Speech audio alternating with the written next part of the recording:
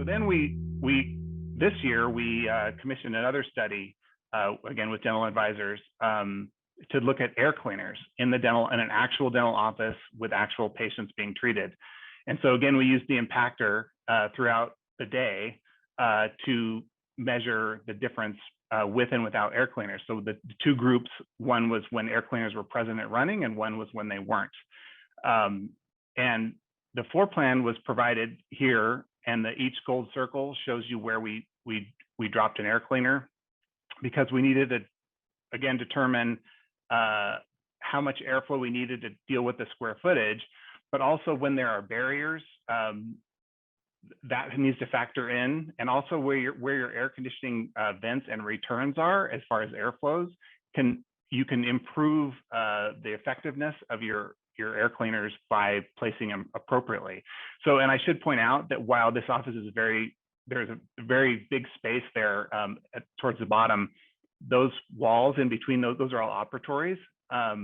They don't have full walls, so we still get airflow across the top, which allows that air cleaner and the air conditioning to move air, and it still work. So now we see the results, and the middle slide is the result of the culture with just with the air cleaners running during patient treatment.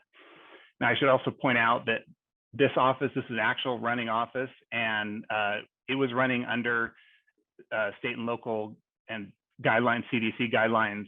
So there was nobody in the waiting room, and there were very few patients intentionally.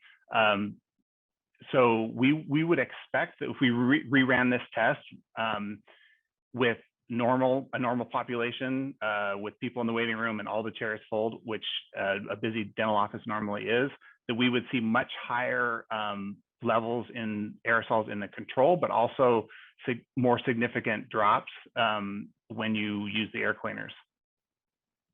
So the raw numbers, this study was just completed. So the raw numbers are showing as much as 80% reduction in bioaerosols as measured in this experiment. Next slide.